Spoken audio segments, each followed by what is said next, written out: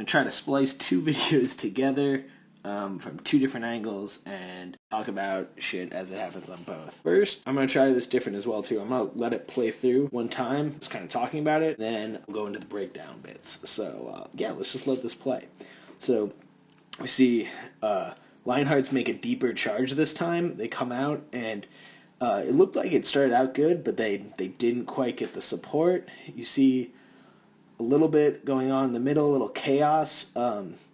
So right now things are way more even. Things are going fine. It looks like it falls down to a couple of individual battles. People get rocked.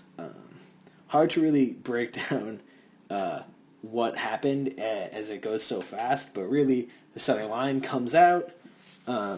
We see a push on the left.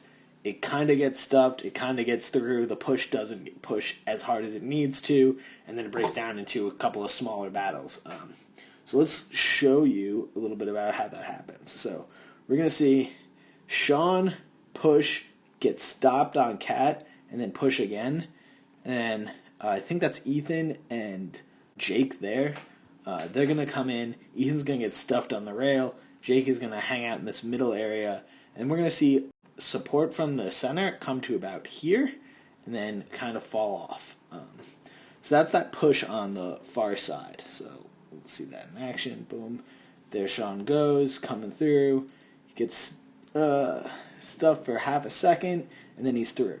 And you can see Jake doesn't just steps up. We see a little bit of push here, and it kind of never really develops. So one of the other things that broke apart here.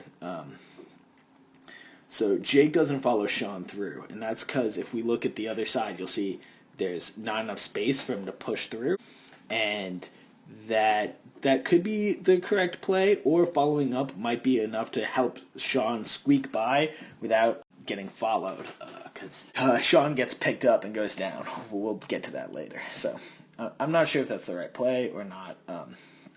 What does happen is you see these support from Cumby and Santos. They're coming in hard like they should to that left side. Eric already goes in charging, which is nice. I would have liked, I'm just going to say, yeah, I would have liked to see Jake push in there. They just don't have the numbers to make that hard push work. But as Cumby and Santos go through, you see me, Ringo, step out and make a run to their deep side.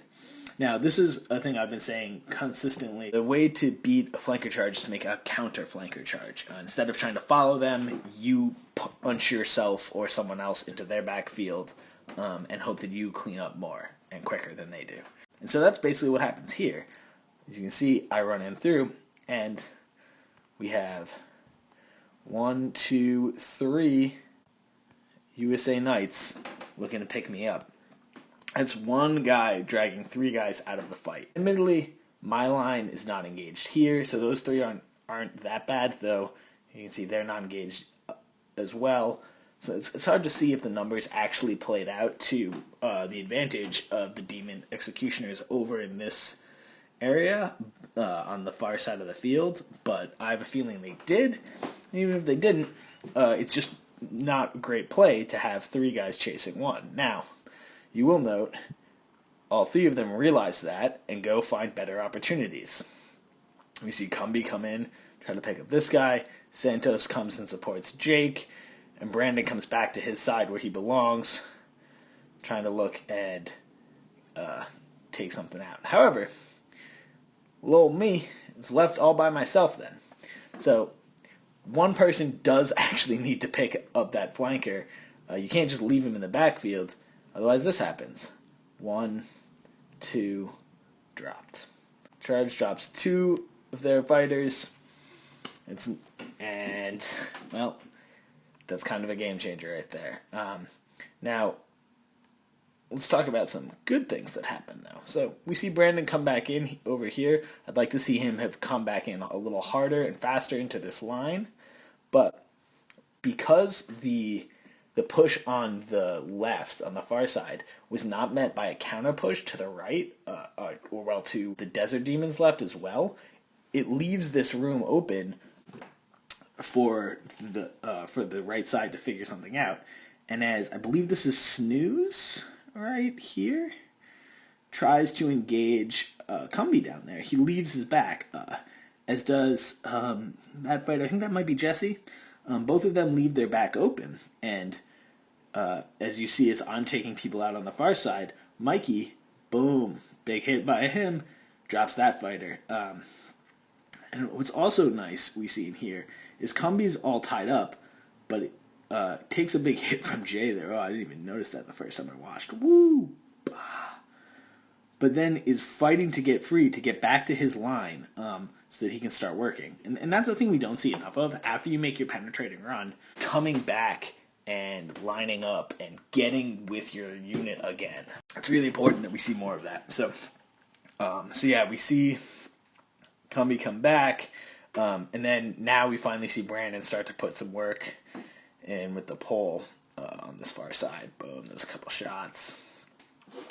And I will say, Cumby comes back and he gets pushed too far out, and isn't really able to get back in. And just this run, you don't really see, he's coming in here, don't really see him pick up anything.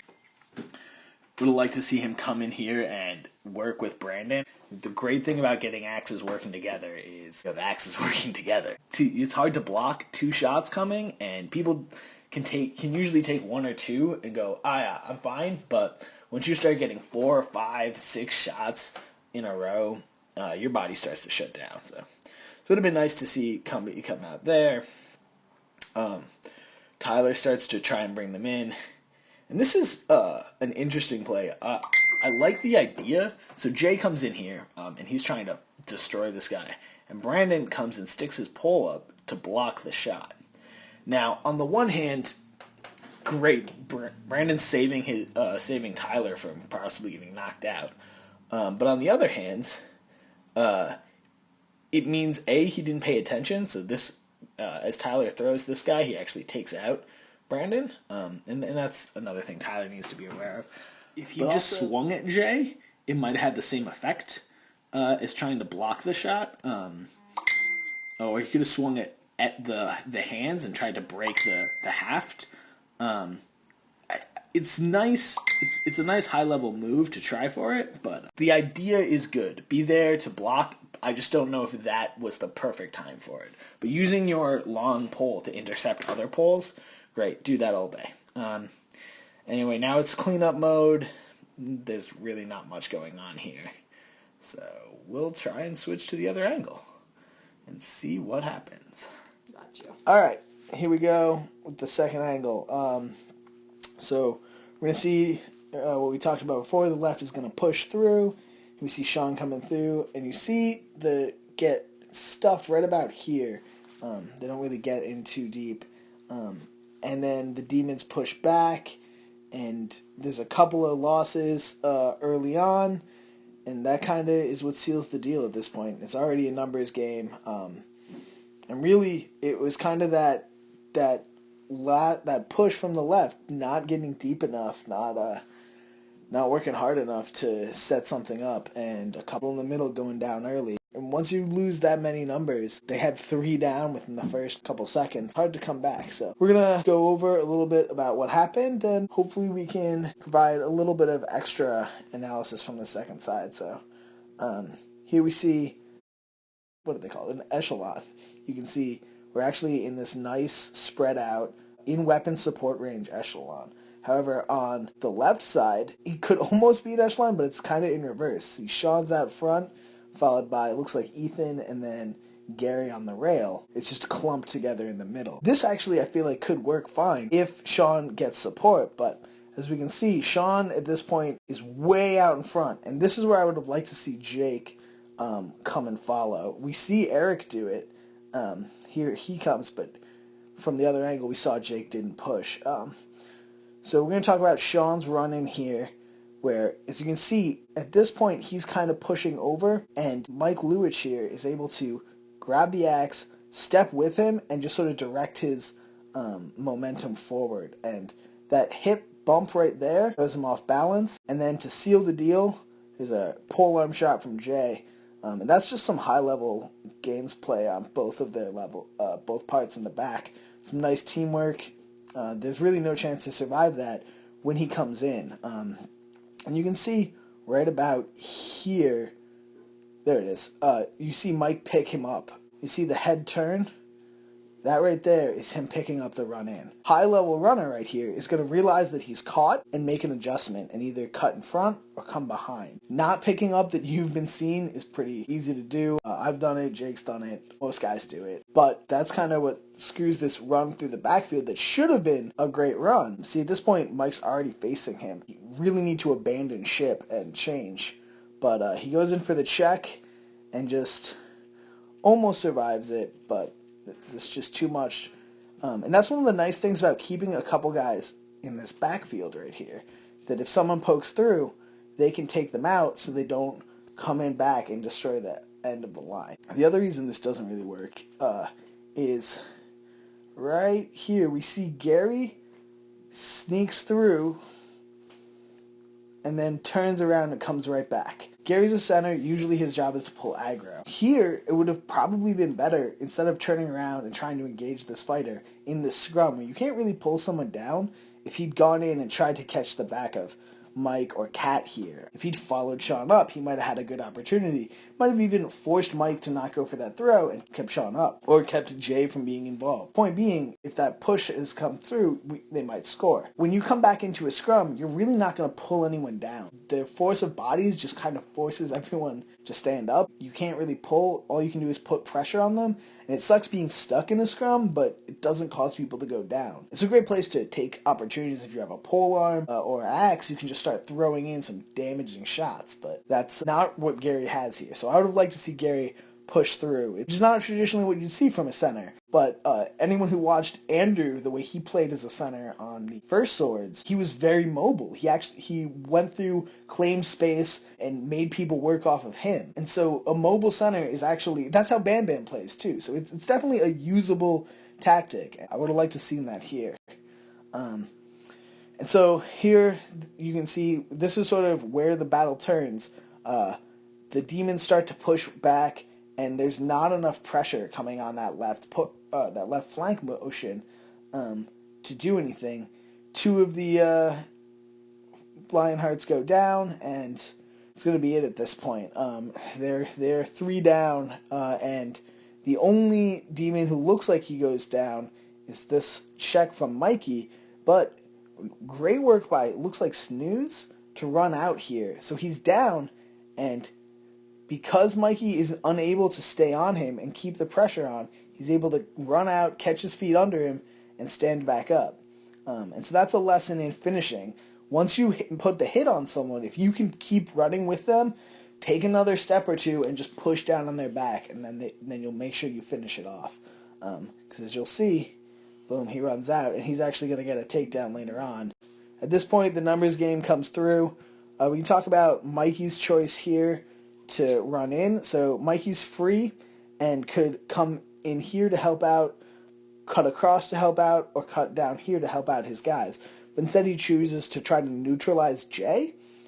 Always keeping Jay engaged and not swinging the axe is useful. Here you're having a mid-level fighter go against an elite level fighter and kind of puts himself in a bad position. And now he's going to get worked over by 2 poles, takes a heavy shot and goes down because he's by himself, right? He's out in the middle of the field taking on 2 of the best fighters we got. It's not good odds. However, if he'd gone to help any of his boys over here, he might have been able to free someone up or get a quick takedown. Not highly likely, but probably a better likelihood than getting a takedown in the middle of the field. We could call that a bad shot, though, had he gone out to the side and Jay came and one-shotted somebody, so it's hard to tell. The only other thing really worth talking about that I can think of is this nice little move by Jesse over here. So Jesse chases Cumby back out of the middle, gets a check on him, isn't able to put him away, but sends him 4 or 5 feet back, and just says, fuck it, I'm going to run back in. You're way too far out to get involved in this play. And he is. So Jesse manages to get in way before Cumby can.